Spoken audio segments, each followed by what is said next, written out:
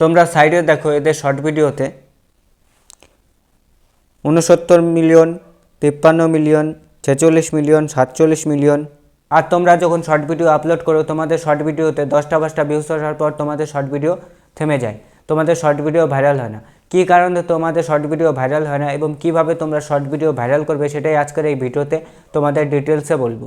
তোমরা যখন short video upload করো তোমাদের শর্ট ভিডিওতে 10টা ভিউজ আসার পর তোমাদের শর্ট ভিডিও থেমে যায়, তোমাদের শর্ট ভিডিও ভাইরাল হয় না। কী কারণে তোমাদের শর্ট ভিডিও ভাইরাল হয় না এবং কিভাবে তোমরা শর্ট ভিডিও ভাইরাল করবে সেটাই আজকের এই ভিডিওতে তোমাদের ডিটেলসে বলবো। 1 নম্বরে তোমাদের যে কারণে শর্ট ভিডিওতে ভিউজ হয় না সেটাই এখন তোমাদের বলবো। তোমরা সাইডে দেখো, আমার এই শর্ট ভিডিওতে 1,21,000 ভিউজ এসেছে। তোমরা এখানে দেখতে পাচ্ছ 93% ভিউজ আমার কোথা থেকে এসেছে, শর্ট ফিডস থেকে এসেছে।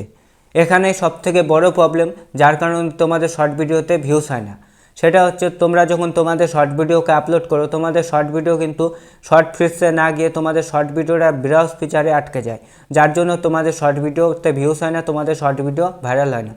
শর্ট ভিডিও ভাইরাল করার জন্য 1 নম্বরে তোমাদের যে ট্রিকটা বলবো সেটা হচ্ছে তোমাদের কি করতে হবে, 2026-এ তোমাদের ইউনিক কিছু কন্টেন্ট বানাতে হবে। কারণ 2026-এ কম্পিটিশন অনেক বেশি। এই কম্পিটিশনের ভিড়ে তোমরা যদি তোমাদের শর্ট ভিডিওকে ভাইরাল করতে চাও তাহলে তোমাদের ইউনিক কিছু কন্টেন্ট বানাতে হবে, মানে নতুন কিছু আইডিয়া লাগাতে হবে, তাহলে তোমাদের শর্ট ভিডিও ভাইরাল হবে।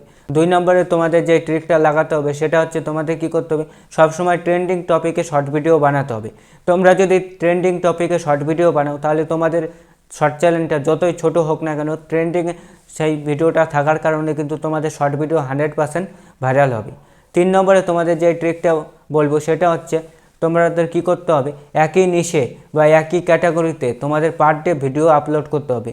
পার ডে তোমরা 2টা করে ভিডিও আপলোড করতে পারো বা পার ডে তোমরা 1টা করে ভিডিও আপলোড করতে পারো, মানে তোমাদের কনসিস্টেন্সির সাথে ভিডিও আপলোড করতে হবে।